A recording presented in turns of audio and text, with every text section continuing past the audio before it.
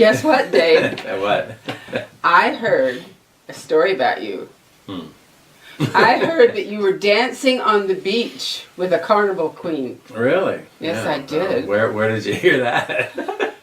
Actually, I read it in the Mazatlan Messenger, and you wrote it. Oh, right. Yeah. Gotcha. Yeah, I did. I wrote a column called "Dancing on the Beach with a Carnival Queen," and that's a really nice memory for me in a lot of ways. I mean, it has some sideways moments, but well, most of us have experiences with sideways moments in them, right? In fact, isn't there a movie called Sideways? I just was kind of, sipping on a Pacifico and thinking about Mexico and Mazatlan, and I've had some really interesting times, in Mazatlan and Mexico, as everybody who spends time there does. I mean, interesting times just absolutely happen. They unfold, right in front of you in Mexico. And I was there, it was a long time ago, and I was only maybe my second or third visit to Mazatlan. I hadn't spent a lot of time there, and I was there with my friend Mark. And Mark knew Spanish very well. I had 5 words in Spanish. I had bathroom and beer and restaurant or something, or beach, And so we were there, and we were staying in these apartments off the beach a ways. And so I took Mark to be my interpreter, and I had some ideas about business. I wanted to try some business ideas. I had my brokerage company in California, and we were doing well. But I had come to Mazatlan, maybe 6 or 7 months before that, and just become totally enraptured with the whole place and the beach and everything, and I wanted to do some things there, I thought. So I had these business ideas, and so I went down with Mark to explore these business ideas, and of course any excuse to get out of Northern California and get to the beach in Mexico. And so we were staying at these apartments, and again, I think it was about 8 blocks to the beach. And we were coming and going, doing our thing and exploring, and we wanted to get local color. We wanted to see everything we could. I had a big video camera. I was going around. I was videotaping nightclubs and beaches and all these crazy things. And I mean, it was huge. I had this big battery pack, and I was carrying all this crap around with me. And so, meanwhile, going back and forth to our apartment, paying the rent a week at a time or whatever, the lady who was managing the apartments. And I've spoken with people in Mazatlan since then, and they know her, and she still lives there, and I think she's, a fine, upstanding citizen, and very, very smart, intelligent, beautiful woman, and she was maybe about our age at the time, I forget. And again, we're talking 25 years ago, and so we began to chit chat with her, and my friend Mark. He'll chit chat with anybody and everybody. I mean, I was walking into a restaurant patio one day with he and I and a couple of other people, and we looked around and said, "Where's Mark?"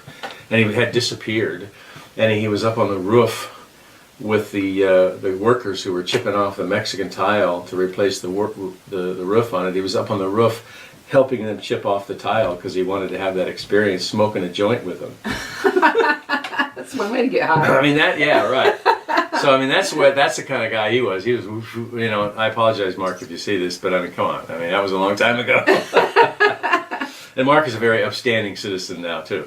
So, and the only person who's not an upstanding citizen in all this is me. You're a little hard on yourself. Yeah, right. So we were back and forth with this lady, and we started to make friends with him, and she's beautiful, and I'm looking at her thinking, wow, she's really beautiful, and I'm sure she gets that, like, oh yeah, this guy's looking at me like he thinks I'm beautiful. And so we're chit-chatting, and it comes up after a couple of weeks that we want to, we're looking for all the local color we can, and this lady, we'll call her Eleonora. She's just very, very fun and very smart. I mean, university and perfect English. And then one day her sister happens to be hanging out there, and her sister's a couple years younger, and she's very smart and cute also, and perfect English, the whole thing. They come obviously from an educated family. Her dad owns these apartment units, right? So while my dad owns these, I take care of them, and that's cool. And so one day they suggest that we tell them we want to go get some local color, and somehow Isla de la Piedra, or Stone Island, comes up in the conversation, like, well, you guys need to go out to Stone Island. And it's Stone Island it's actually across the estuary. You could drive out to it. It's really not an island. It's a long story, but it's in those days it was like going back in time 75 years when you went out to Isla de la Piedra, a little fishing village. You take a water taxi ponca to get there, and then you take literally it was a tractor in those days with a wooden cart bench seat trailer. It was a trailer with 2 wooden seats on each side, and the tractor pulled up, and you crawled into this cart that the tractor pulled, and it took you through the village and then around the corner to the Carmelita's restaurant on the beach. And there were only a few restaurants there at the time. It was great. It's still nice, but nothing like it was. So we all get together and we figured, well, we'll make a date, quote, for all 4 of us to go out to Stone Island. So Eleonora says, well, great, we'll meet here on, and she says, well, you should really go out on Sunday, because that's when all the campesinos come in from the ranchos on a Sunday, and they go to this big pavilion with this big concrete slab and a palapa, and they have the ranchero music, and it's Sunday in Stone Island. It was a bit wild sometimes. So we all agree, oh great, we want to see local color, we want that, we're going to go do that. So Eleanor says, okay, we'll meet here on Sunday at whatever o'clock, and I'll drive you in my car. So we meet at the apartments, and she pinballs us through town, and we finally get to the Embarcadero where you catch the launch to Stone Island.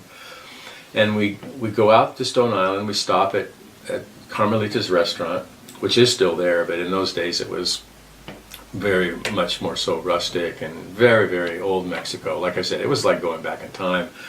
And Carmelita, the mother, was still alive then, and she'd be out in the back with her little wizened woman with her smile and serving cerveza, and Felipe and Lete, her daughter, were there, and they were out cooking the catch of the day. And literally the catch, you had a choice. You could get fish or chicken, and maybe cactus. She might be doing some cactus, as a special treat. So you go and you look in the ice chest, and there'd be all the fresh fish of the day that they brought in on the pongas, and you picked out a fish you liked, and you had that, or they'd throw some chicken on this barbecue, and that was it.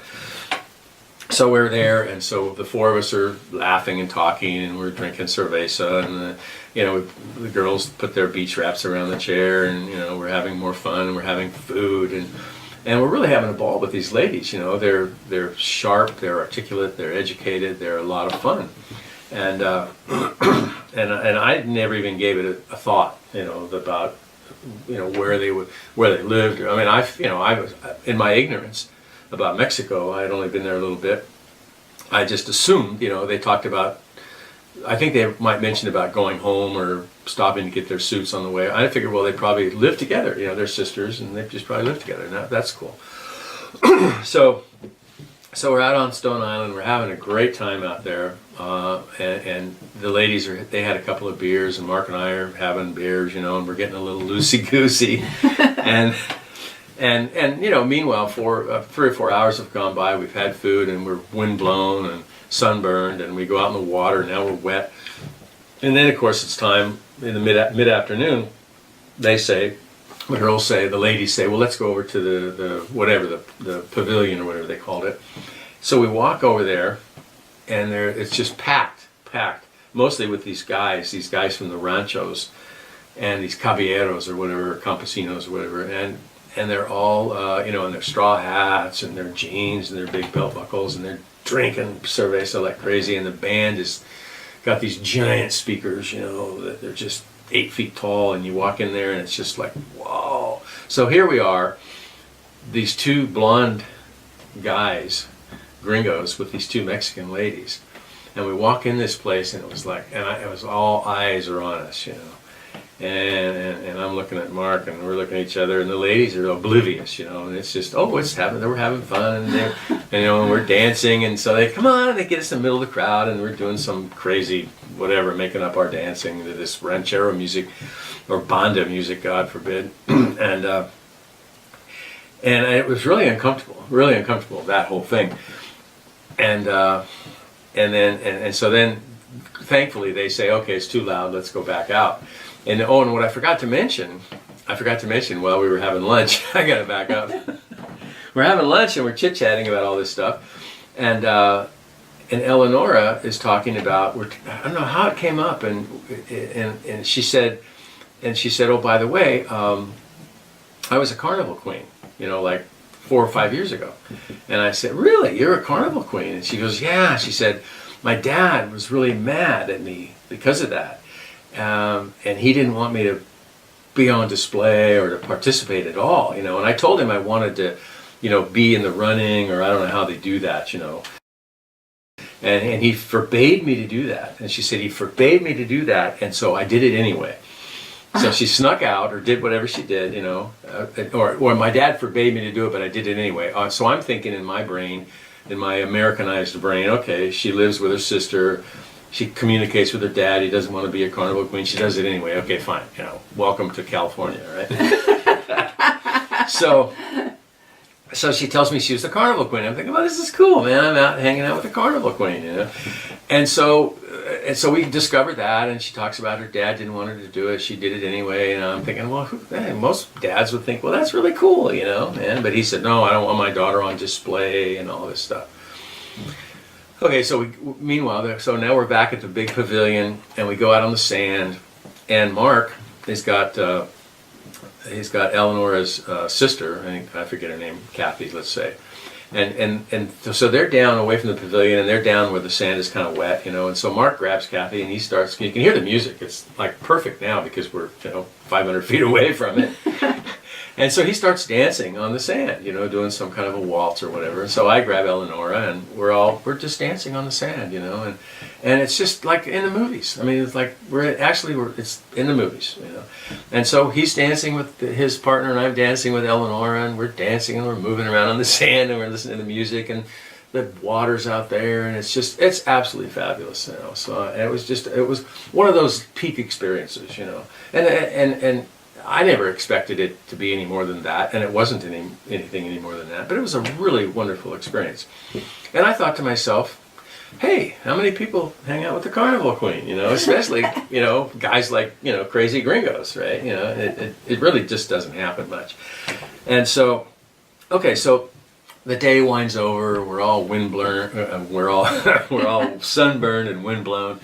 And we've had a few cervezas, and I mean, you get to that point where you've had a couple of beers and everything. The world is bright. It's Sunday. You've been out dancing with the ladies, and laughing, and the mood was just absolutely vibrant and energetic. So it's time to go home, and so the ladies say, well, let's go back to our place and we'll change, and then maybe we'll go have dinner somewhere on the beach, And I thought, well, that's cool, because it was, it was probably like 4:30 or 5 o'clock in the afternoon by that point, and I thought, oh, that's great, that sounds great. So we pile into Eleanor's car. She drives down into Centro Mazatlan, and this is Centro Mazatlan when it wasn't restored like it is now. The center of town was kind of derelict, and some of it looked like it was bombed out almost, But we go to this big, we park in one of those narrow streets with the big walls, and the trees overhanging, and big giant door, and she gets her keys out and she goes in this big huge door, and we walk in, and we all fumble and stumble in, and we walk in the door, and we're in this giant courtyard, this huge courtyard, and then we walk through, I think, another space, and then there's like, we walk into this giant like living room, study or whatever, dining room, and we're all standing around, and the ladies are saying, well, we're going to go change our clothes, and you guys wait here and we'll be right back, and I'm thinking, wow, this is a hell of a place these ladies live in, But I know her dad owned the apartments, and I think she had mentioned he was a doctor in the meantime, and I thought, well, okay, And so the ladies start to go up these stairs to go up to the upper balcony where their rooms are, and Mark and I are kind of sitting there looking at each other, and we're kind of got half a buzz on, and this man appears kind of out of nowhere, this tall, gray-haired, thin, rigid, almost, like a Christopher Lee kind of scary guy, and he's scary because he's seen us, and he's reacted to us. And here we are, these two two sunburned hairs all messed up, Hawaiian shirts, one button, maybe button, maybe not, And we just got off the beach, And this guy looks at us like if looks could kill. And I mean, he just looked right through us. And it just froze us. I mean, it froze us in our tracks. And we looked at each other and looked at him, and he just kind of walked over slowly, And then the ladies were on the way up the stairs, and it was like, oh, hi, this is my dad, whatever his name is, Manuel, we're calling him, or Jose. And, this is David and Mark, and then we'll be right back, And we were standing there facing this guy. They lived with their parents. They lived with their parents, right. And I was shocked about that, but then I was shocked about the fact that, here we are with his daughters, there we are with his daughters that, he had forbidden to, become a Carnival Queen contestant and not want his daughter to, be in that kind of an environment. And here she's been out all day out at Stone Island, both of them with these two goofy gringos who were visiting from California. And we looked, I could see where he looked at us, and the match just wouldn't compute in his mind, And then here we are, like, I'm going to button my shirt, kill my hair, and get rid of, like, how can I get rid of this beer buzz, How can I get rid of this beer buzz? It's like, and I'm trying to, and I have no Spanish. My Spanish was so bad. It's bad now. It was really bad. You weren't qualifying on any level, were you? No. So I couldn't even talk to the guy. I couldn't even say, gee, I'm sorry, I've had, been plying your daughter with beer on the beach, And Mark spoke great Spanish. So we sit down, and there's Mark and I sit on chairs, and this guy sits on some kind of divan, and he just looks at us, just stares at us like we're cockroaches, like he wants to catch and throw in the garbage. And it was and so here all at once was this whole, the whole Mexican patriarchal, traditional societal values and norms were just pounding us right there in that room. And Mark now, meanwhile, he asked the guy for where the bathroom is in perfect Spanish. The guy responds. Mark goes off to the baño, and I'm sitting there staring at Dad, and he just stares at me, and I just stare at him like, I want to be invisible so bad, and I can't communicate with the guy, and I'm sure he could have, in perfect English, he could have said, so what have you been doing, but no. He's not going to let me off, right? He's going to just stand there and stare at me, and he might have said something I forgot in Spanish, and I'm going, fumbling, stumbling some kind of an answer. It was pure hell. It was just unbelievable. And Mark finally comes back, and then they have some small talk, and he literally looks at us the entire time, like, if you touch my daughter, I'll cut off your arm. And so it was an amazing experience. So you didn't feel valuable and impressive at that time? Oh, no. No. Obviously I'm not.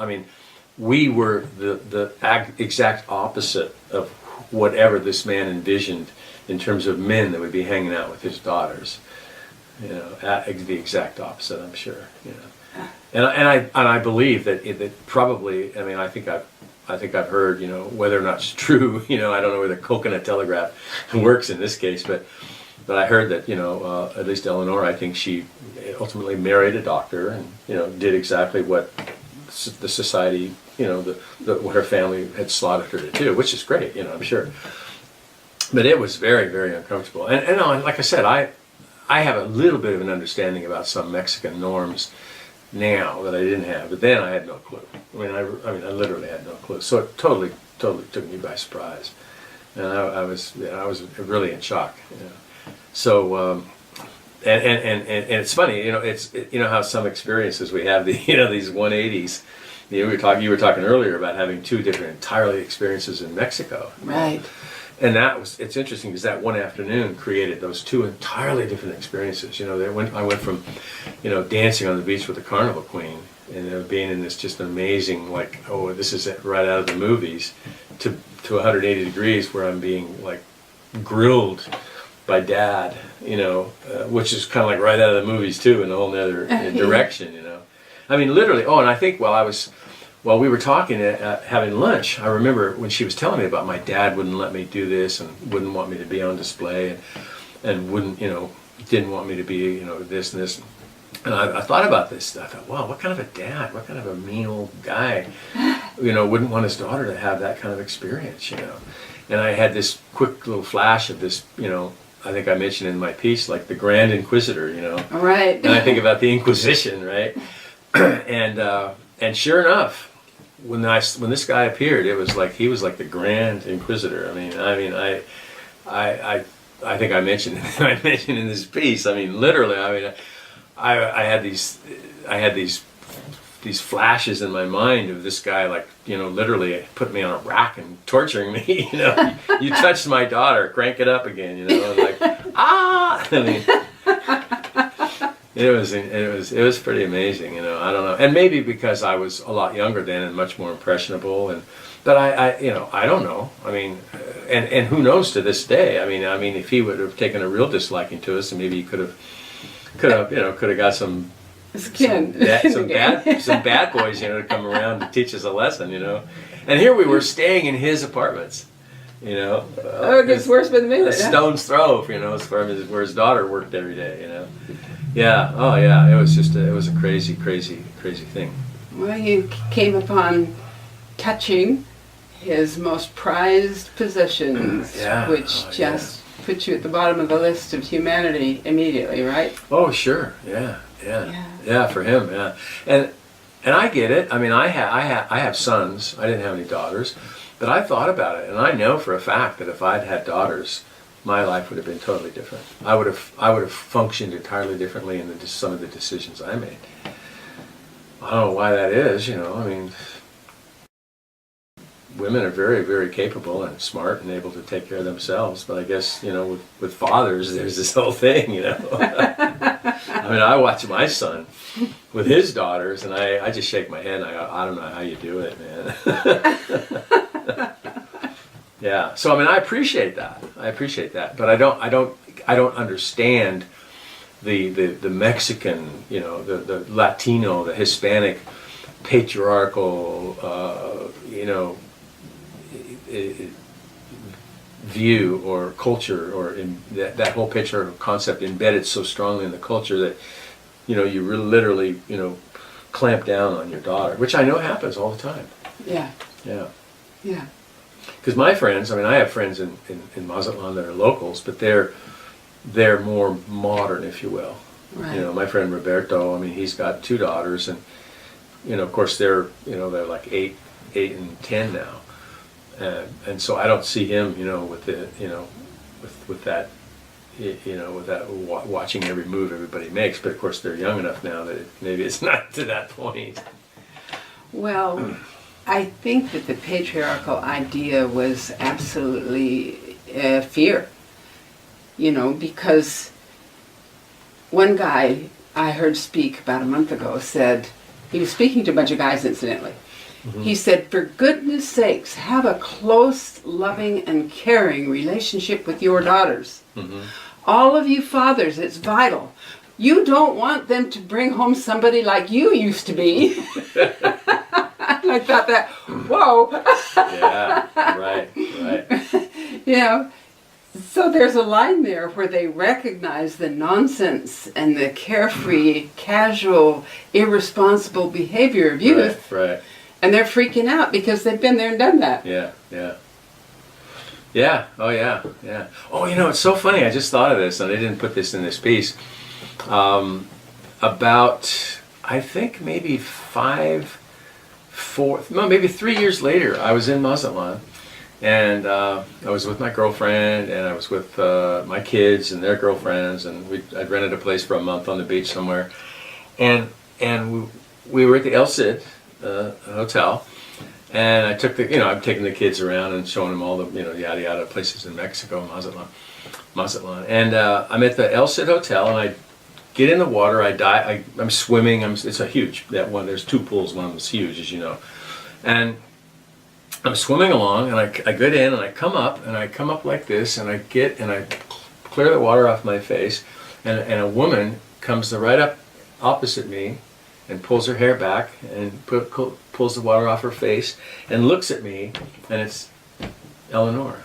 Wow. Yeah, and I looked at her, And she looked at me, and she said, and I said, Eleanor. She goes, David, hey, man. Yeah, fascinating. You know, and so he did a little quick, how you doing, and what, you know, yada, yada, yada, and everything's great and all that. And then we swam off on our different directions, you know. I thought that was really amazing. I thought that was pretty fun. Can you be a person of integrity and be free and frivolous? Can you be responsible and dance on the beach with a Carnival Queen? Right. Well, I think we owe it to ourselves to be free and frivolous, you know, to a degree. I mean, I think that's part of our birthright. You know, Richard Bach, and he wrote a great book called I think it's called Illusions: The Confessions of a Reluctant Messiah. And it's one of my favorite books of all times. And the character in this book is a guy named Donald Shimoda, who's really like Jesus, you know, who flies an airplane around the country. And what he talks to Richard about, and Richard Bach is Richard's in the book, and they fly around and they have these conversations. And basically what Donald tells Richard is, it's all about it's all about life. This life is all about fun and learning. Correct. You know, and yeah, absolutely. Correct. And yet, those who would control us would chop off the fun. Oh yeah, and the control the learning. Well, yeah. They want you to learn what they want you to learn, so that they control what you do. Right. Exactly. Right. And they feel that without control, you can't have any control. In other words, there's the concept that if they can't control you, you certainly don't have the capacity to control yourself, because that's wrong. Right. Self-control is gone if they can't control you, which. That's ridiculous, because if they control you, self-control is gone. Yeah, right. You're being controlled by somebody else. Well, that's true. Yeah, and that's not exactly my favorite place to be. So I thought that this article was really good on that basis. Well, I appreciate that. I'm glad you think so, because, like I said, I sometimes I miss whatever subtle nuance might exist in what I write, and I have been told. I mean, people have come up to me regarding my book. And they've said, wow, you know, this one thing you wrote, and it was just amazing, and I really thought about that, and it made me think about, you know, all parts of my life differently than that. And it's something I totally forgot about. That's the thing I like about your writing. You're filled with that.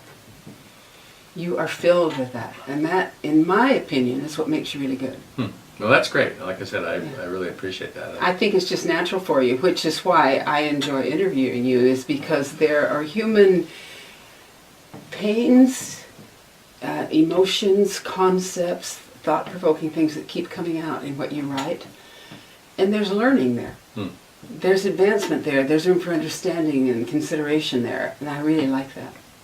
Well, that's great. That's great. I'm really happy that like I said, that's your view, and I appreciate and respect your opinion. Yeah. Well, I'm really glad that you shared this with us. So, dancing on the beach with a Carnival Queen? Right. David. Yeah. What next, huh? Yeah, what next, right? Thanks. Thank you, Rebecca. Thank you.